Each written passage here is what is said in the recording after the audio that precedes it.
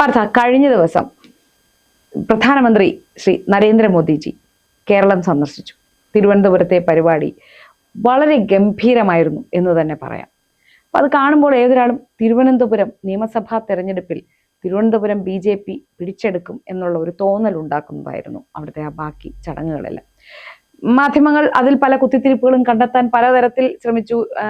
VV Rajesh അദ്ദേഹത്തെ സ്വീകരിക്കാൻ വിമാനത്താവളത്തിൽ എത്തിയില്ല എന്നും, പിന്നെ സ്റ്റേജിൽ മോദി എല്ലാവർക്കും കൈകൊടുത്തപ്പോൾ ഇപ്പോൾ കൗൺസിലറായ മുൻ DGP കൂടിയായ ശ്രീമതി ശ്രീലേഖ അവരുമായി ബന്ധപ്പെട്ടും പല കുത്തിത്തിരിപ്പുകളും മാധ്യമങ്ങൾ ഉണ്ടാക്കുന്നുണ്ടായിരുന്നു. പക്ഷെ അതൊന്നും അത്ര ഏറ്റില്ല എന്ന് തന്നെ പറയാം. പക്ഷെ ഇതെല്ലാം കഴിഞ്ഞിട്ട് പിന്നെ സോഷ്യൽ മീഡിയ നോക്കുമ്പോൾ എനിക്ക് വളരെയധികം ഒരു കണ്ണ് നിറച്ചു എന്ന് തന്നെ പറയാം ഒരു ചിത്രം. ആശാനാഥ് നരേന്ദ്രമോദിയുടെ കാല് തൊട്ട് വന്നിക്കുന്നു, അദ്ദേഹം തിരികെ അവരുടെ കാലും തൊട്ട് വന്നിക്കുന്ന ആ ഒരു ഇത് കണ്ടപ്പോൾ എനിക്ക് പെട്ടെന്ന് നമ്മുടെ മുഖ്യമന്ത്രിയാണ് എനിക്ക് ഓർമ്മ വന്നത്. എത്ര അരഗൻ്റായിട്ടാണ് അദ്ദേഹം അടുത്തേക്ക് വരുന്ന കുട്ടികളോട് പോലും പെരുമാറിയിട്ടുള്ളത് എന്നുള്ള പഴയകാല ചിത്രങ്ങൾ.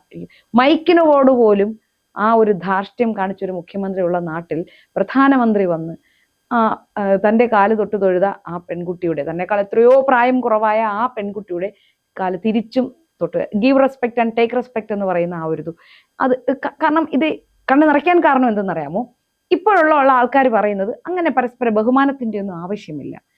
പറയൂല്ലോ, പ്രായത്തിൽ കൂടിയവരെ ബഹുമാനിക്കണമെന്ന് എന്താണ് ഇത്ര നിർബന്ധം? ഇങ്ങനെയൊക്കെ പല ചോദ്യങ്ങൾ ഇപ്പൊ സമൂഹത്തിൽ ഉയരുന്നുണ്ട്. പ്രായം കൊണ്ട് മാത്രം ഒരാളെ റെസ്പെക്ട് ചെയ്യേണ്ട കാര്യമുണ്ടോ എന്നൊക്കെ ചോദിക്കാറുണ്ട്. പക്ഷെ അവിടെയാണ് give respect and take respect എന്ന് പറയുന്ന ഒരു പോയിന്റ് അവിടെ ഉള്ളത്.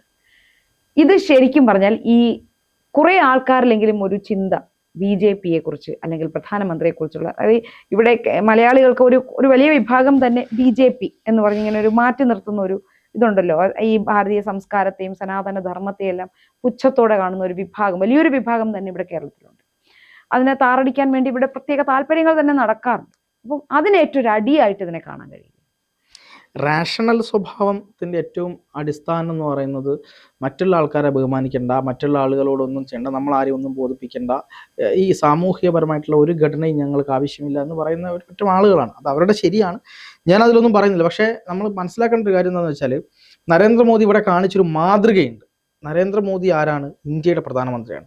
അദ്ദേഹം ഇന്ത്യയുടെ പ്രധാനമന്ത്രി മാത്രമല്ല, ലോക നേതാക്കന്മാരിലേക്ക് ഇന്ത്യയിൽ നിന്നൊരു പ്രധാനമന്ത്രി എത്തിയിട്ടുണ്ടെങ്കിൽ അത് ഏറ്റവും പ്രഥമ സ്ഥാനത്ത് നരേന്ദ്രമോദിയാണ്. ജവഹർലാൽ നെഹ്റുവിന് പോലും ലോക നേതാക്കന്മാരുടെ പട്ടികയിലേക്ക് എത്താൻ പറ്റിയിട്ടില്ല. അന്ന് അമേരിക്കയൊക്കെ നെഹ്റുവും ഇന്ദിരയും ഒക്കെ ഭരിക്കുന്ന സമയത്ത് അവരെയൊക്കെ പേടിപ്പിക്കാനും ഭീഷണിപ്പെടുത്താനുമായിരുന്നു നോക്കിയത്. ഇന്ദിര ഒരു പരിധി വരെ അതിനോട് ഫൈറ്റ് ചെയ്തിട്ടുണ്ട്. അത് നമ്മൾ സത്യസന്ധമായി കാര്യങ്ങൾ പറയണം. പക്ഷേ നരേന്ദ്രമോദി വന്നതിന് ശേഷം നരേന്ദ്രമോദി ഒരു ലോക നേതാവായിട്ട് വളരുന്നു. അദ്ദേഹത്തിൻ്റെ ഈ നയതന്ത്രം വളരെ നല്ല രീതിയിലാണ് മുന്നോട്ട് പോയത്. അപ്പോൾ അത് ഈ ലോകത്ത് ഇപ്പം പുടിൻ ആയിക്കോട്ടെ, ട്രംപ് ആയിക്കോട്ടെ, അതുപോലെ തന്നെ ചൈനീസ് ഇത്തരത്തിലുള്ള ആൾക്കാരായിക്കോട്ടെ, ഇവരൊക്കെ തന്നെ മോദിയുമായിട്ട് അടുക്കുന്നു. എല്ലാവരും മോദിയിലേക്ക് വരുന്നു, മോദിയെ എല്ലാ ചർച്ചയ്ക്കും വിളിക്കുന്നു, മധ്യസ്ഥത വഹിക്കുന്നു. ഈ നമ്മുടെ ഇന്ത്യ ഒരു കാലഘട്ടം വരെ ഏതെങ്കിലും ഒരു ലോകരാജ്യങ്ങൾക്കിടയിൽ ഒരു മധ്യസ്ഥത വഹിക്കുക എന്നൊക്കെ പറയുന്നത് നമുക്ക് ചരിത്രമായിരുന്നു. നമുക്ക് അങ്ങനെ ഒരു അത്ഭുതമായിരുന്നു. അങ്ങനെയൊക്കെ സംഭവിക്കുമെന്ന് എന്നുള്ള ഒരു സംശയം ഉണ്ടായിരുന്നു. അങ്ങനെ സങ്കല്പിക്കാനേ പറ്റാത്തൊരു കാലം ഉണ്ടായിരുന്നു. പക്ഷെ നരേന്ദ്രമോദി അധികാരത്തിൽ വന്നതിന് ശേഷം ഇന്ത്യ ഉക്രൈൻ വാറിനിടയ്ക്ക് മധ്യസ്ഥത വഹിക്കുന്ന ചിത്രം നമ്മൾ കണ്ടു. നരേന്ദ്രമോദിക്ക് പറന്നിറങ്ങാൻ വേണ്ടി മാത്രം റഷ്യ യുദ്ധം നിർത്തി കൊടുക്കുന്നു. അവിടെ നിന്ന് ഉക്രൈനിലേക്ക് പോകാൻ വേണ്ടി വരുന്ന സമയത്ത് രണ്ട് രാജ്യങ്ങളും യുദ്ധം നിർത്തുന്നു. ഇവർ പരസ്പരം പറയുന്ന കാര്യങ്ങൾക്ക് എന്ത് ചെയ്യുന്നു? കേൾക്കുന്നു. ആ രീതിയിലേക്ക് മോദി വളർന്നു. മാത്രമല്ല ഇന്ത്യയിലെ മോദി വളർന്നു എന്നല്ല, തിരുത്തുണ്ട്, ഇന്ത്യ വളർന്നു എന്ന് പറയുന്നത്. അത് ശരിയാണ്, ഇന്ത്യ വളർന്നു. പക്ഷെ ഞാനത് ഉദ്ദേശിച്ചത് ഇപ്പൊ ഒരു ഗുജറാത്ത് CM എന്നുള്ള നിലയിൽ നിന്ന് മോദി ലോക നേതാവായിട്ട് വളർന്നു എന്നാണ് ഞാൻ പറഞ്ഞത്. അത് മോദിയുടെ പവറാണ്. അത് മോദി ഭാരതത്തിന്റെ പ്രധാനമന്ത്രിയാണ്, വ്യക്തിപരമായ ഒരു മനുഷ്യനല്ലല്ലോ ഇപ്പോൾ. അപ്പൊ അതുകൊണ്ട് തന്നെ അദ്ദേഹം വളരുമ്പോൾ അത് ഇന്ത്യ വളരുക, ഭാരതം വളരുക എന്നാണ്. മാത്രമല്ല നായിക്ക് 40 വട്ടവും ഭാരതം എന്ന് പറഞ്ഞുകൊണ്ടിരിക്കുന്ന മനുഷ്യനാണ് അദ്ദേഹം. നമ്മൾ അതുകൂടി മനസ്സിലാക്കണം. അപ്പൊ അത്തരത്തിലുള്ള ഒരാൾ വന്നിട്ട് കേവലം ഒരു കോർപ്പറേഷന്റെ മേയറെയും ഡെപ്യൂട്ടി മേയറെയും ചേർത്ത് പിടിച്ച് പ്രിയപ്പെട്ട സുഹൃത്തെ എന്ന് പറഞ്ഞുകൊണ്ട് അവരെ അഭിസംബോധന ചെയ്യുമ്പോൾ കാണിക്കുന്ന ഒരു മാതൃകയുണ്ട്. ഇവിടെ ഒരു MLA ആയി കഴിഞ്ഞാൽ പിന്നെ മറ്റുള്ളവരോട് പുച്ഛമാണ്. MLAക്ക് ഇപ്പോൾ ഏത് പാർട്ടിയിലെ MLAമാർക്ക് പോലും പഞ്ചായത്ത് പ്രസിഡന്റോ പുച്ഛം, മെമ്പറോ പുച്ഛം, ബ്ലോക്ക് പ്രസിഡന്റോ. ഇടയ്ക്ക് കയറിക്കോട്ടെ, കഴിഞ്ഞ ദിവസം ഒരു ന്യൂസ് 18 കേരളയുടെ ഒരു വിഷ്വൽ ഉണ്ടായിരുന്നു. അവിടുത്തെ പ്രാദേശിക നേതാക്കന്മാരാരുമാണ് CPM-ന്റെ. ഒരു വഴിയിൽ പച്ചക്കറി വിൽക്കുന്ന ആൾക്കാരുടെ പച്ചക്കറി എടുത്ത് നീ ദൂരെ കളയുന്നുണ്ടോ ഇല്ലെങ്കിൽ ഞാൻ എടുത്ത് കളയണമെന്ന് ഞാൻ ആക്രോശിക്കുന്ന ഒരു ദൃശ്യം കണ്ടായിരുന്നു. പെട്ടെന്ന് എനിക്കത് ഓർമ്മ വന്നത്. വളരെ സങ്കടം തോന്നി. ഗുണ്ട നേതാവിനെ പോലെ എടുത്ത് കളയണം എന്നൊക്കെയാണ് പറഞ്ഞത്. അപ്പൊ അതുപോലെയാണ് ഇപ്പോഴത്തെ സമൂഹം പോയിക്കൊണ്ടിരിക്കുന്നത്. ആ സമയത്താണ് നമ്മുടെ ഇന്ത്യയുടെ പ്രധാനമന്ത്രി വന്നിട്ട് ഇവരെ ചേർത്ത് പിടിക്കുകയും ആളുകൾക്ക് മുമ്പിൽ അവതരിപ്പിക്കുകയും ചെയ്തത്. പക്ഷെ നമ്മൾ കാണേണ്ട ഏറ്റവും വലിയ കാര്യം എന്താണെന്നറിയോ?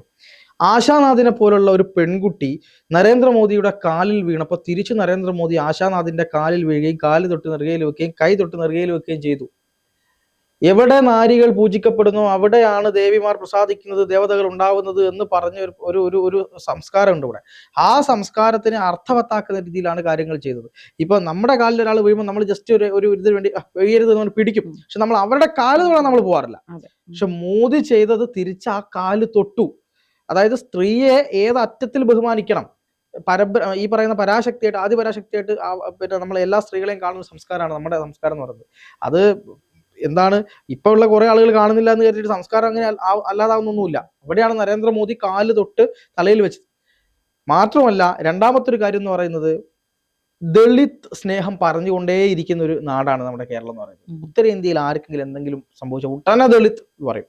പക്ഷെ ഇവിടെ മധുവിനെ തല്ലിക്കൊല്ലുന്നു, അട്ടപ്പാടിയിൽ ഉള്ള ഒരുപാട് കുഞ്ഞുങ്ങൾ മരിക്കുന്നു. അട്ടപ്പാടിയിൽ ഇപ്പൊ ഈ അടുത്ത് ഒരാൾ മരിച്ചപ്പം ഈ ചുമന്നിട്ട്, അതായത് ഈ മഞ്ചലിലാക്കി ചുമന്നിട്ട് എടുത്ത് കൊണ്ടുപോകേണ്ട അവസ്ഥ വരുന്നു. പിന്നെ അങ്ങനെ ഒരുപാട് പ്രശ്നങ്ങൾ ഇവിടെ ഉണ്ട്. മാത്രമല്ല ആദിവാസി ഫണ്ടുകൾ ദുരുപയോഗം ചെയ്യുന്നു. അവർക്ക് ചെയ്യേണ്ട കാര്യങ്ങളൊന്നും ഇവിടെ ചെയ്യുന്നില്ല. മാത്രമല്ല ഈ അടുത്ത ആദിവാസികളുടെ കുടിലുകൾ മൊത്തം വനംവകുപ്പ് അടിച്ച് നശിപ്പിച്ച് ഭയങ്കര പ്രശ്നമാക്കി വയനാട്ടിൽ. അപ്പൊ ഇങ്ങനെയൊക്കെ ചെയ്യുന്ന കാലഘട്ടത്തിൽ ആദിവാസികൾ എപ്പോഴും ആദിവാസികൾക്ക് ഉണ്ടായി കൊടുക്കുന്ന വീട് ശ്രദ്ധിച്ചിട്ടുണ്ടോ? ആദിവാസികളുടെ വീട്ടിൽ പോയി നമുക്കറിയാം അത് ആദിവാസികളുടെ വീടാണല്ലോ. കാരണം അവരുടെ വീടിന് പൂർണ്ണമായൊരു പണി കഴിഞ്ഞിട്ടുണ്ടാവില്ല. അവർക്ക് ഒരു നല്ല സൗകര്യം ആ വീടുണ്ടാവില്ല. ഒരു വീടാണോ അതോ ഏതെങ്കിലും ബംഗാളി താമസിക്കുന്ന സ്ഥലമാണോ എന്ന് തോന്നുന്ന വിധത്തിലുള്ള വീടുകൾ ഉണ്ടാക്കി കൊടുക്കാറുണ്ട്. ഞാൻ അവരെ ആക്ഷേപിക്കാൻ പറഞ്ഞൊന്നുമല്ല, ബംഗാളിയെ ആക്ഷേപിക്കാൻ പറഞ്ഞല്ല, പക്ഷെ നമ്മുടെ സത്യം പറയുന്ന ഇപ്പൊ നമ്മൾ ആദിവാസികൾക്ക് വീടുണ്ടാക്കി കൊടുക്കുമ്പോൾ അവർക്ക് എല്ലാ സൗകര്യങ്ങളോടും കൂടിയുള്ള ഒരു വീടുണ്ടാക്കി കൊടുത്താൽ എന്താ? അല്ല, നിനക്കിത് മതി, മനസ്സിലായില്ലേ? ഇപ്പൊ അതുകൊണ്ട് ഞാൻ ഒരു കാര്യം കൂടെ കൂട്ടിച്ചേർക്കാം. ഇപ്പോ സർക്കാർ ആശുപത്രികളിൽ എങ്ങനെയാണ് അവർ രോഗികൾ അല്ലെങ്കിൽ അവിടെ വരുന്നത് സാധാരണക്കാരാണ്, ഇവർക്കിത് മതി. അവിടത്തെ ക്ലീൻ ചെയ്യുന്നത്, അവിടുത്തെ എല്ലാ കാര്യങ്ങളും പരിശോധിച്ച് ഞാൻ സ്ഥിരമായി എന്ത് അസുഖം വന്നാലും ഞാൻ സർക്കാർ ആശുപത്രികളിൽ മാത്രം പോകുന്ന ഒരാളാണ്. അതുകൊണ്ട് എത്രയൊക്കെ നെഗറ്റീവ്സ് അവിടെ നിന്ന് ഉണ്ടായാലും ഞാൻ വീണ്ടും അവിടെ തന്നെ പോകും.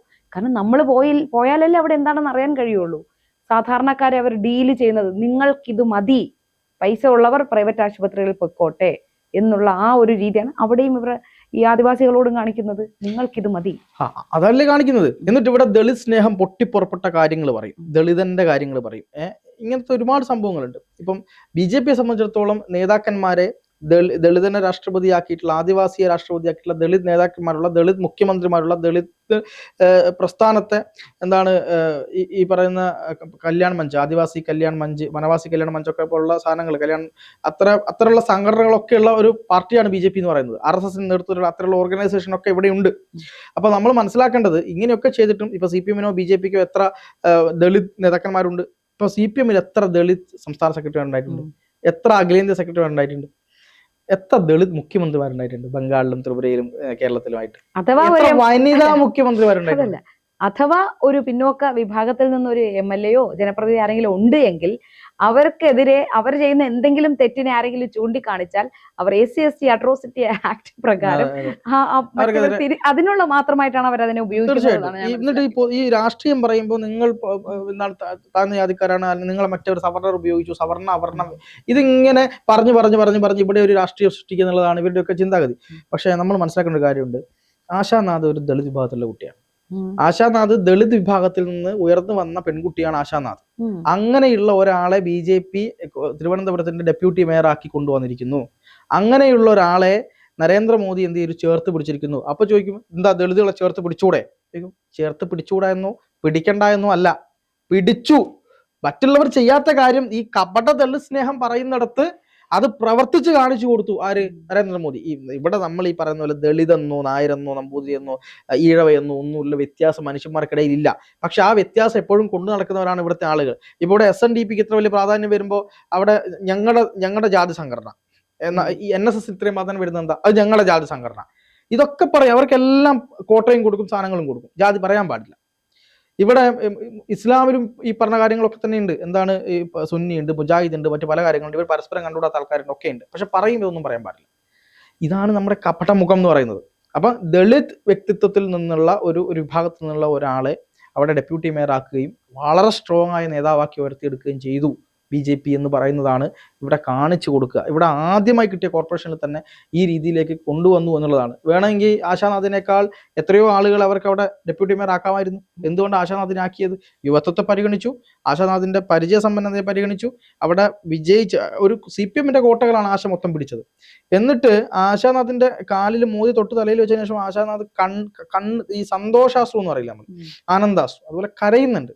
ആ കരച്ചിലെന്ന് പറഞ്ഞാൽ മോദിയെ പോലെ ഇന്ത്യയുടെ ഏറ്റവും പരമോന്നത സ്ഥാനത്ത് നിൽക്കുന്ന ഒരു വ്യക്തിത്വം, ഒരു സ്ത്രീ ആയിട്ടുള്ള കേവലം ഒരു കോർപ്പറേഷന്റെ ഡെപ്യൂട്ടി മേയർ, അത് നമ്മളെ സംബന്ധിച്ചുള്ള സാധാരണക്കാരെ സംബന്ധിച്ചുള്ള വലിയ പോസ്റ്റാണ്, പക്ഷെ മോദിയെ സംബന്ധിച്ചത് വലിയ പോസ്റ്റ് അല്ല. അങ്ങനെ നിൽക്കുന്ന ഒരാളുടെ കാല് തൊട്ട് വന്നിച്ച് മാതൃക കാണിച്ചു കൊടുത്തു. അതാണ് നരേന്ദ്രമോദി. ആ ഒരൊറ്റ കാര്യത്തിലൂടെ നരേന്ദ്രമോദിക്കെതിരെ സംസാരിച്ച ആൾക്കാർ പോലും ഒന്ന് തിരിച്ചു ചിന്തിക്കും. കാരണം എന്താണെന്നറിയോ, ഞാൻ ഒരു കാര്യം പറയാം. നമ്മളിപ്പം എനിക്കൊക്കെ വ്യക്തമായിട്ട് അറിയാവുന്ന ഒരു കാര്യമുണ്ട്. നമ്മൾ ഒരാൾ കാലിലോട്ടുള്ളെങ്കിൽ നമ്മൾ തിരിച്ച് അവരുടെ കാല് തൊട്ട് തലയിൽ വെക്കണമെങ്കിൽ നമ്മുടെ ഉള്ളിൽ നന്മയുണ്ടാവണം. അല്ലാത്തവർക്ക് അത് പറ്റില്ല. ബേസിക്കലി മറ്റൊരാളെ റെസ്പെക്ട് ചെയ്യുന്നവർക്ക് മാത്രമേ അത് പറ്റുള്ളൂ. ഇല്ലെങ്കിൽ നമുക്ക് ഇതൊക്കെ ഇപ്പം എന്താ പറയുക, ഇത് പെട്ടെന്നാണ് ചെന്ന് മോദിയുടെ കാല് പിടിക്കുന്നത്. അപ്പൊ നമ്മുടെ ഉള്ളിൽ നിന്ന് വരികയാണ് എഫക്റ്റ്. മീൻസ് നേരെ എന്താണോ ചെയ്യുന്നത് അതിനെതിരായിട്ടുള്ള കാര്യം നമ്മുടെ ഉള്ളിൽ നിന്നാണ് ആ സമയത്ത് വരുന്നത്, ആക്ഷൻ വരുന്നത്. ആ ആക്ഷൻ നമ്മൾ സത്യസന്ധമല്ലാത്ത ആക്ഷൻ നമുക്ക് ആ സമയത്ത് വരില്ല. സത്യസന്ധമായ ആക്ഷൻ മാത്രമേ വരുള്ളൂ. അതാണ് മോദിക്ക് സംഭവിച്ചത്. പെട്ടെന്നൊരടി വരുമ്പോൾ നമ്മൾ തടുക്കും. ഇപ്പൊ ഞാൻ ഒരു ഉദാഹരണം കാര്യം പറയാം. അതായത് കാലിന് നല്ല കെട്ടി അയ്യോ അമ്മ എൻ്റെ കാല് വലിയ പ്രശ്നമാണ് എന്ന് പറഞ്ഞ് ഈ പിന്നെ എന്താണ് ഭിക്ഷയ്ക്ക് ഇരിക്കുന്ന ഒരാൾ പെട്ടെന്നൊരു പട്ടി അടിക്കാൻ വരുമ്പോൾ എണീറ്റ് ഓടും. അപ്പൊ അയാളുടെ കാലിന് പ്രശ്നമില്ല. അല്ലെങ്കിൽ അയാളെ വന്ന് പട്ടി കരിക്കും, അല്ലെങ്കിൽ വേറെ എന്തെങ്കിലും ബുദ്ധിമുട്ടുണ്ടാവും. ഇതുപോലെ തന്നെയാണ് ഈ മറ്റുള്ളവർ ബഹുമാനം അഭിനയിക്കുന്ന ആൾക്കാരാണെങ്കിൽ കാല് പിടിക്കുക, പെട്ടെന്ന് വന്ന് കാലൊക്കെ പിടിക്കുന്ന സമയത്ത് പിടിച്ചൊക്കെ ഇങ്ങനെ അയ്യോ വേണ്ട എന്നൊക്കെ പറയും. പക്ഷെ മറ്റു ഉള്ളിൽ നിന്ന് വരികയാണ്. ഉള്ളിൽ നിന്ന് മോദി പെട്ടെന്ന് ആക്ഷൻ വരുന്നത് കാല് തൊട്ടു, പിന്നെ കൈ തൊട്ടു, തലയിൽ വെച്ചു. ഇതാണ് നരേന്ദ്രമോദി. ഇതാണ് സംസ്കാരം എന്ന് പറയുന്നത്. ഇതാണ് നമ്മൾ ബഹുമാനിക്കേണ്ടത്. കാരണം നമ്മൾ ബഹുമാനിക്കുക എന്ന് പറഞ്ഞാൽ മറ്റൊരാളുടെ ശരീരത്തെ ഒന്ന് തൊട്ട് തലയിൽ വെച്ചത് കൊണ്ട് ഒരു ചേമ്പും ഇവിടെ ഇടിഞ്ഞു പോകാനില്ല എന്നുള്ളത് മനസ്സിലാക്കുക. ബഹുമാനം നേരത്തെ പറഞ്ഞ പോലെ give respect and take respect. മറ്റൊരാളുടെ വ്യക്തിത്വത്തെയും മറ്റൊരാളുടെ ശരീരത്തെയും എല്ലാം നമ്മൾ ബഹുമാനിക്കുന്നു എന്നുള്ളതാണ് നമ്മൾ ഇതിലൂടെ കാണിക്കുന്നത്. ഇപ്പോൾ ചില ആൾക്കാർ പറയും അങ്ങനെ തൊട്ട് തലയിൽ വെക്കേണ്ട കാര്യമില്ല, അതാണ് ഇതാണെന്ന് പറയും. പക്ഷെ പലർക്കും പല രീതിയല്ലേ. നിങ്ങളെ ഞാൻ തൊട്ട് തലയിൽ വെക്കുന്നതിലൂടെ നിങ്ങളെ ഞാൻ എൻ്റെ ശിരസോളം കൊണ്ടുവരുന്നു എന്നുള്ളതാണ്. അത്രത്തോളം സ്ഥാനം നിങ്ങൾക്ക് തരുന്നു എന്നുള്ളതാണ് അതിലൂടെ ഉദ്ദേശിക്കുന്നത്. കാല് ഭൂമിയിൽ തൊടുന്ന കാലിനെ തൊട്ട് തെറുകയിൽ വെക്കുന്നതോടുകൂടി അത്രയും വലിയ സ്ഥാനം നിങ്ങൾക്ക് തരുന്നു എന്നുള്ളതാണ്. അപ്പം നമ്മളിപ്പം ഇവിടെ ഏതൊക്കെ തരത്തിൽ നമ്മളിപ്പോൾ ഡോക്ടർമാരൊക്കെ ആയിക്കോട്ടെ, അങ്ങനെ എന്തൊക്കെ മറ്റൊരാളുടെ ശരീരത്തിന്റെ മുകളിൽ അവർ ചെയ്യുന്ന കാര്യങ്ങൾ എന്തൊക്കെയുണ്ട്. വേറൊരാളുടെ ശരീരമാണ്, എനിക്കതൊന്നും ചെയ്യാൻ പറ്റില്ല എന്ന് പറഞ്ഞാൽ എങ്ങനെ ഉണ്ടാവും ഇവിടെ? ആലോചിക്കണ്ടേ? അപ്പൊ അതുപോലെ ഈ പറയുന്ന റാഷണൽ സ്വഭാവമുള്ള ആൾക്കാർ പറയുന്നതിനോടൊന്നും നമുക്ക് വലിയ ഇതൊന്നും പറയാനില്ല. പക്ഷെ മോദി എന്ന് പറയുന്ന ഒരു വ്യക്തിത്വത്തെ, ആ വ്യക്തിപ്രഭാവത്തെ നമ്മൾ കൃത്യമായി കാണണം. മാത്രമല്ല ഇതൊരു വലിയ പൊളിറ്റിക്സ്. അവിടെ അഹമ്മദാബാദ് കോർപ്പറേഷൻ പിടിച്ചതിലൂടെയാണ് BJP ഇന്ത്യ ഭരിക്കുന്ന പാർട്ടിയായത്. അതിലൂടെ പിന്നീട് ഗുജറാത്ത് പിടിച്ചു. ഗുജറാത്തിൽ നിന്നാണ് എല്ലാത്തിനെയും തുടക്കം. അങ്ങനെ ഇന്ത്യയുടെ മുകളിലെത്തി നരേന്ദ്രമോദി ഇന്ന് കേരളത്തിൽ കണ്ടത്, കേരളത്തിൽ തിരുവനന്തപുരം കോർപ്പറേഷൻ പിടിച്ചത് ഭയങ്കരമായിട്ടുള്ളൊരു ആനന്ദം മോദിയിൽ ഉണ്ടാക്കിയിട്ടുണ്ട്. അത് ഇനി ഇവിടെ വരുന്നത് BJPയുടെ ഭരണമാണ് എന്നത് കൃത്യമായ സൂചന മോദി അതിലൂടെ നൽകുകയാണ് ചെയ്തത്. അപ്പൊ അദ്ദേഹത്തിന് അത്രയും എന്താണ് വൈകാരികതയുണ്ട് ആ സംഭവത്തോട്. പത്മനാഭന്റെ മണ്ണിൽ വന്നിട്ട് കാര്യങ്ങൾ ചെയ്യുന്ന മോദി പറഞ്ഞ ഓരോ വാക്കും. പിന്നെ ഒരു കാര്യം കൂടി പറഞ്ഞ് അവസാനിപ്പിക്കാം. അവിടെ ഒരു കുഞ്ഞ് അവിടെ ഇങ്ങനെ മോദിയുടെ പിക്ചർ വരച്ചിട്ട് ഇങ്ങനെ പിടിക്കുന്നുണ്ടായിരുന്നു. അപ്പൊ കൈ വേദനിക്കും. SPGക്കാർ വന്നിട്ട് അത് വാങ്ങും, അതിൽ അഡ്രസ് ചെയ്താൽ ഞാൻ കത്തയക്കാം എന്ന് മോദി പറയുന്നുണ്ട്. ആ കുഞ്ഞിന് അത്രയും മതിയായിരുന്നു. അപ്പൊ കുറെ മാധ്യമങ്ങൾ എന്ത് ചെയ്തു എന്നറിയോ, ഇത് ആരെങ്കിലും ഏർപ്പാടാക്കിയതാണോ എന്നറിയണ്ടേ. നേരെ ഈ കുഞ്ഞിന്റെ അടുത്ത് പോയിട്ട് എല്ലാ കാര്യങ്ങളും കുത്തി ചോദിച്ചു. പക്ഷെ ഈ കുഞ്ഞ് ആരും പറഞ്ഞിട്ട് പോയതല്ല, അത് അയാളുടെ ഇഷ്ടത്തിന് സ്വന്തം പോയതായിരുന്നു. അതുകൊണ്ട് ആ കുഞ്ഞ് അങ്ങനെ തന്നെ നിഷ്കളങ്കമായി സംസാരിച്ചു. അതോടുകൂടി മാധ്യമങ്ങൾക്ക് അവരുടെ പണി ഏൽക്കാതായി. അല്ല, അവിടെ അതായത് വെറുപ്പിന്റെ രാഷ്ട്രീയം മാത്രം കൈമുതലായിട്ടുള്ളവർക്ക് ഇതെല്ലാം ഒരു PR വർക്കായിട്ട് മാത്രമേ തോന്നൂ. അതെ അതെ അതെ. അപ്പൊ അങ്ങനെയായിരുന്നു ഉണ്ടായിരുന്നു. പക്ഷെ അതല്ലാന്ന് മനസ്സിലായി. അപ്പൊ ഇങ്ങനെയുള്ള കുറെ നന്മകളുള്ള ഒരാളായിട്ട് മോദി മാറുന്നു, അല്ലെങ്കിൽ ഒരു പ്രധാനമന്ത്രി എത്ര ആക്സസ് ഉള്ള ആളായിരിക്കുന്നു എന്നുള്ളത് ഒരു വലിയ കാര്യം തന്നെയാണ്. എന്തായാലും അതുകൊണ്ട് തന്നെയാണ് അദ്ദേഹം ഇങ്ങനെ ഒരു ലോക നേതാവായിട്ട് നിൽക്കുന്നത് എന്നുള്ളതാണ്.